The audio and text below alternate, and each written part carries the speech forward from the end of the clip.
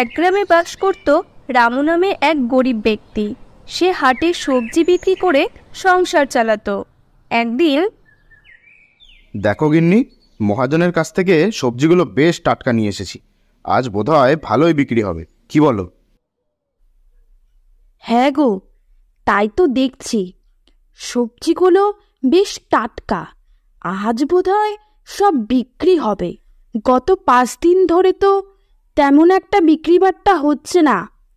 আজ যদি বিক্রি হয় তাহলে হাট থেকে একটা মাটির হাঁড়ি কিনে নিয়ে এসো তো।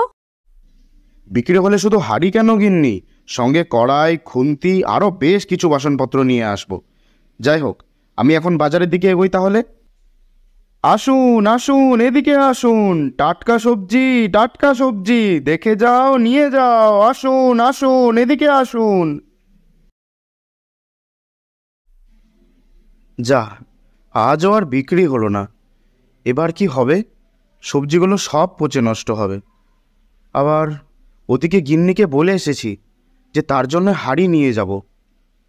এদিকে বাড়িতে তো চাল ডাল সবই ফুরিয়ে এসেছে। কি যে হবে! রামও এইসব ভাবতে ভাবতেই বাড়ির পথে রওনা দেয়। এমন সময় তার এক বুড়িমার সঙ্গে দেখা।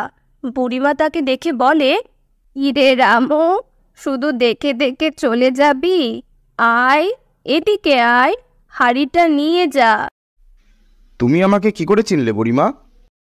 এই গায়ের আমি সকলকে চিনি, ও তাদের মনের কষ্টটাও বুঝি। আর বলো না বুড়িমা, কিছুদিন ধরে আমার সবজি বিক্রি একটুও হচ্ছে না। আজও হয়নি।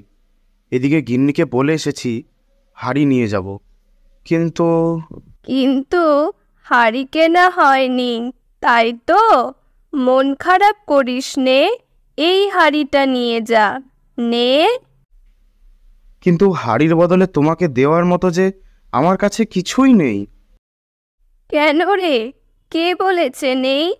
তোর সবজির ডালি থেকে 2টো সবজি দে আমায়, আর হাঁড়ি নিয়ে যা। সত্যি সত্যি বলছো বুড়িমা? তুমি এই কটা সবজিতে এত সুন্দর হাঁড়ি আমায় দিয়ে দেবে? হ্যাঁ, তবে মনে রাখিস, এ যেমন তেমন হাঁড়ি নয়। এই হাঁড়িতে কিছু রাখলে তা দ্বিগুণ হয়ে যায়। কিন্তু লোভ করবি নে। যদি লোভ করিস তাহলে তুই হাঁড়িতে যা রাখবি তা কয়লাতে পরিণত হয়ে যাবে। আচ্ছা, আমি এবার চলি বাবা, চলি।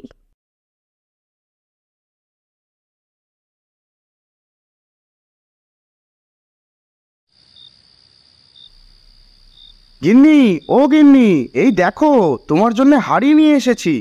তবে এ যেমন তেমন হাঁড়ি নয় গো গিন্নি, এ হলো জাদুই হাঁড়ি। কি বলছো গো তুমি? এ আবার হয় নাকি? আরে হ্যাঁ গো, আমি সত্যি বলছি। বাড়ি ফেরার পথে আমার এক বুড়িমার সাথে দেখা। বড় ভালো মানুষ সে। সেই তো আমাকে এই হাঁড়ি দিয়েছে।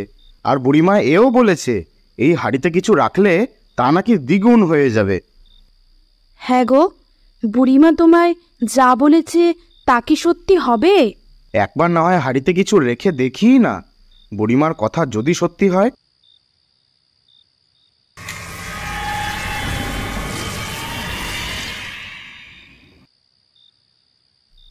দেখো গিন্নি, দেখো, বুড়িমার কথা সত্যি হয়েছে। এ যে এ যে যে সে হাঁড়ি নয় গো, এ তো জাদুই হাঁড়ি। হ্যাঁ, তাই তো দেখছি। বুড়িমার আশীর্বাদে আমাদের দুঃখের দিন তাহলে কেটে গেল। এভাবেই বুড়িমার দেওয়া জাদুই হাঁড়ির জন্যে তাদের অভাব অনটন দূর হয় এবং তারা বড়লোক হয়ে ওঠে। পাশাপাশি গ্রামের গরিব ভিক্ষুকদেরও তারা সাহায্য করে। কিন্তু এই বিষয়টি রামুদের বাড়ির পাশের প্রতিবেশী বিমল খুব একটা ভালো চোখে দেখত না।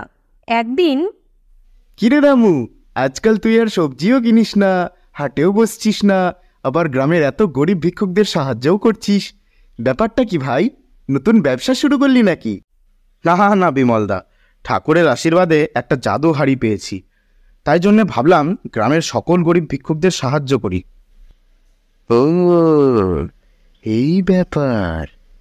জাদু হাড়ি। বাহ, এ তো খুব ভালো কথা। আচ্ছা, এবার তাহলে আমি চলি।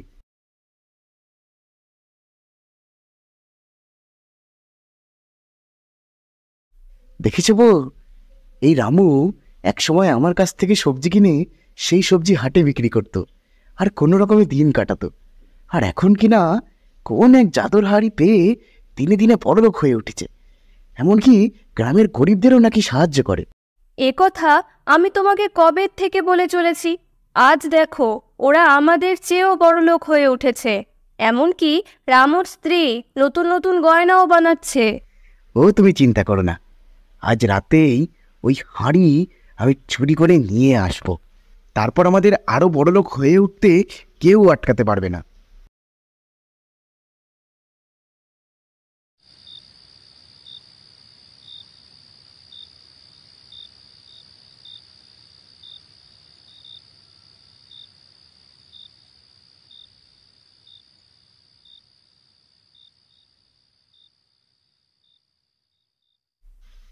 এই দেখো ঘিন্নি, হাঁড়িটা আমি নিয়ে এসেছি। হ্যাঁ, এইবার এইবার গ্রামের সবচেয়ে বড়লোক হয়ে উঠবো আমি। সে কি আর বলতে, এবার ওই রামুর বইয়ের থেকেও আমার অনেক বেশি গয়না হবে, অনেক বেশি। হ্যাঁ গো গিন্নি, হ্যাঁ। আচ্ছা আচ্ছা, যাও দেখি তোমার বিয়ের গয়নাগুলো নিয়ে এসো তো। হয় দেখো, যা ভেবেছিলাম ঠিক তাই, আমাদের হাঁড়ি ওরা চুরি করে নিয়ে এসেছে, কিন্তু ওরা তো লোভের বশে হাঁড়িটা ব্যবহার করছে। কি গো, হাড়িতে তো গয়নাটা রাখলাম, কিন্তু কই, কিছুই তো হচ্ছে না। থামো দেখি, থামো, একটু ধৈর্য ধরো, এক্ষুনি জাদু হবে।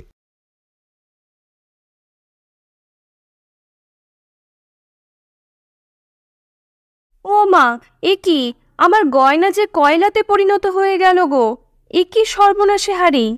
এ কি, তাই তো, কিন্তু কিন্তু এ কি করে হলো? কি করে আবার বিমলদা? তুমি যে লোভের বশে হাঁড়িটা চুরি করে নিয়ে এসেছো, তার জন্যই তোমাদের এই সর্বনাশ হয়েছে। তাহলে বন্ধুরা, আমরা এ থেকে বুঝতে পারি, লোভীর বশে যদি চাও কিছু পেতে, সব হারিয়ে বসতে হবে খালি হাতে। ভিডিওটা যদি আপনাদের ভালো লেগে থাকে তাহলে অবশ্যই লাইক করুন। আর এরকম মজাদার ভিডিও দেখার জন্য আমাদের চ্যানেলটি অবশ্যই সাবস্ক্রাইব করুন।